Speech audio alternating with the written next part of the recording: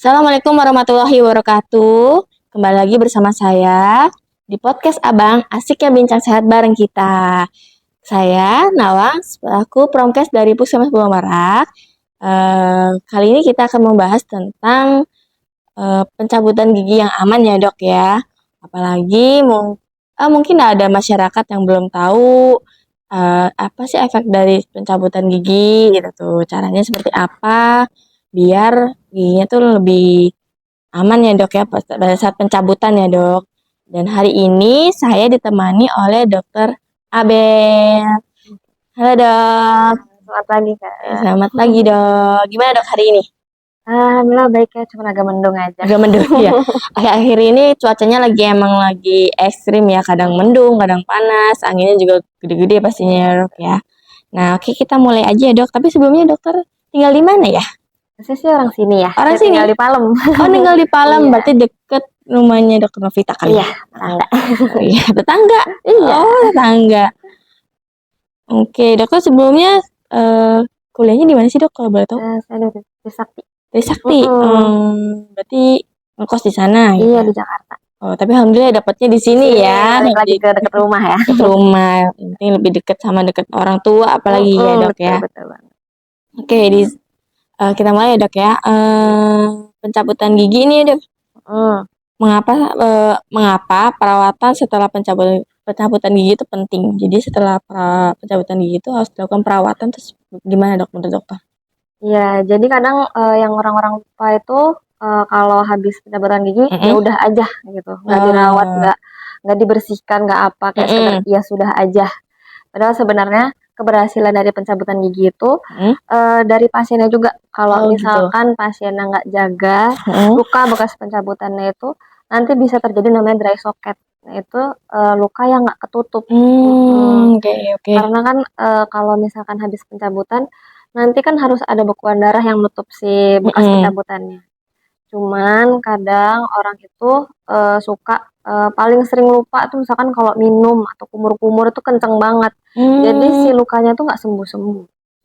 Gitu. Sama kadang orang juga keburu makan terus habis itu makanannya masuk-masuk ke sisa bekas pencabutannya itu kan jadi kotor. Kadang orang suka lupa ngebersihin dan itu nanti malah jadi infeksi. Gitu. Jadi infeksi ya dok pastinya ya dok ya. Nah apa yang harus dilakukan kepada setiap pasien yang setelah dilakukan pencabutan gigi gitu ya dok? Apalagi setelah 24 jam, gimana dok habis pencabutan giginya? Sebenarnya dalam waktu 24 jam seharusnya luka tuh udah nggak terlalu perdarahan ya. Jadi yang penting itu menjaga kebersihannya aja. Yang penting tetap harus sikat gigi ya, untuk bagian lainnya jangan pas habis itu nggak sikat gigi. Cuman memang di bagian luka bekas pencabutannya lebih baik memang dihindarin aja. Cuman misalkan cuman di kumur-kumur aja pakai povidon gitu, biar bersihnya. Gitu. Untuk makanan dan minuman habis pasca pencabutan gigi dianjurkan makan apa sih dok atau minumnya? Sebenarnya makanannya sama aja ya, yang penting bergizi biar lukanya juga cepat nutup. Yang penting itu menghindari kayak makanan pedas, panas, yang terlalu ekstrim lah, suhu-suhu terlalu ekstrim. Dan orang tuh juga suka lupa banget sama ngerokok. Oh gitu. Iya, karena biasanya orang habis dilakukan pencabutan, ya udahlah, itu langsung ngerokok lagi. Padahal biasanya udah edukasi biar ya?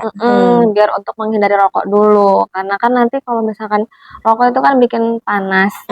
Iya, jadi memang itu yang juga yang bikin nggak sembuh, karena ada beberapa yang sudah kesini memang itu kadang masih tetap walaupun sudah diedukasi misalkan sudah bilang saya udah sikat gigi, udah bersihin, tapi rokoknya yang lupa. Oh gitu. Oke. Jika ada pasien ya dok ya, habis pencabutan gigi, terus dia nyeri pendarahan, itu tuh wajar nggak sih dok? Kalau pendarahan sih harusnya enggak ya, karena biasanya dalam waktu 10 menit juga harusnya sudah reda gitu. Paling kalau misalkan ada pendarahan memang lebih baik dicek kembali saja ke sini, karena itu sebenarnya kondisi yang nggak wajar ya, karena biasanya pendarahan sendiri kan karena hipertensi atau luka yang nggak sembuh-sembuh itu.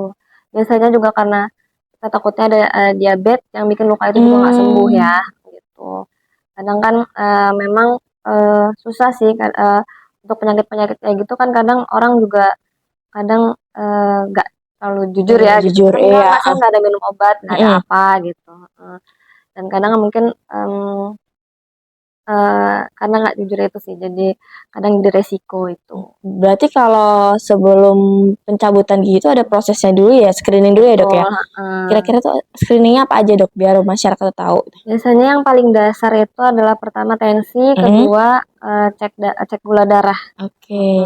Walaupun biasanya cek gula darah memang bisa dilakukan di lab puskes juga ya. Gitu. Berarti kalau misalnya yang usianya lanjut di atas 60 nih, Iya. pengen cabut gigi, kalau misalnya tensinya di atas 160 masih boleh nggak sih dok? Untuk di atas 160 memang sangat resiko ya, karena resiko perdarahan itu. Lebih baik ditunda atau semisalnya memang sudah sangat mengganggu. Kalau memang sudah sangat goyang istilahnya derajat 3 atau bener-bener goyang tinggal sedikit lagi oglek gitu. Itu memang tidak apa-apa dilakukan pencabutan, tapi memang dilakukan observasi dulu. Jadi misalkan habis pencabutan, setelah gigi tampon, biasanya pasiennya itu disuruh untuk duduk dulu 10 menit. Nanti kita lihat apakah ada perdarahan atau enggak gitu. Seperti itu. Oke. Berarti kalau berapa lama luka pencabutan tuh nggak lama banget ya dok? Enggak. Harusnya perdarahannya itu cuma sekitar 10 menitan 10 menit. lah. Oke. Nah dok, aku pengen tahu solusi atau edukasi ke masyarakat nih. Pesan dari dokter gimana caranya masyarakat bisa menjaga giginya biar lebih sehat lagi. Ya dok. Sebenarnya menjaga kesehatan mulut tuh gampang banget ya. Tinggal menjaga kebersihannya. Tapi memang kesannya sepele. Iya dok. Tapi padahal sikat gigi itu adalah paling penting. Kadang kan orang juga pagi-pagi itu sikat giginya setelah makan. Sebelum makan, maaf. Jadi kan sekalian mandi terus baru makan. Padahal yang lebih baik itu setelah makan. Karena kan nanti makanan itu kan terdiam di situ, nanti baru sikat gigi lagi nanti pas malam. Nah, orang tuh juga lupa sikat gigi itu kalau malam sebelum tidur aja. Kadang kan orang mandi sore. Iya. Sikat gigi terus habis itu malamnya makan lupa sikat gigi. Padahal kan itu nanti dibawa tidur. Yang dimana posisinya tidur itu salivanya kan berkurang. Iya, gitu. benar-benar. Jadinya malah tambah ini. Tapi rata-rata masyarakat biasanya sikat gigi 2 kali sehari. Iya, betul. Habis mandi pagi sama mandi sore. Iya. Padahal malam lebih penting ya dok ya. Betul. Karena kita habis malam tuh suka habis makan apa gitu. Apalagi zaman sekarang makanannya yang aneh-aneh. Iya dok ya. Sama ini sih biasanya orang itu sikat giginya terlalu kenceng ya. Sampai kadang bagus tuh. Iya, saya bersih kok dok sikat giginya, tapi malah terlalu kenceng yang bikin nanti gusi turun. Gitu. Jadi terlalu kenceng nggak bagus, tapi nggak sikat gigi juga nggak bagus.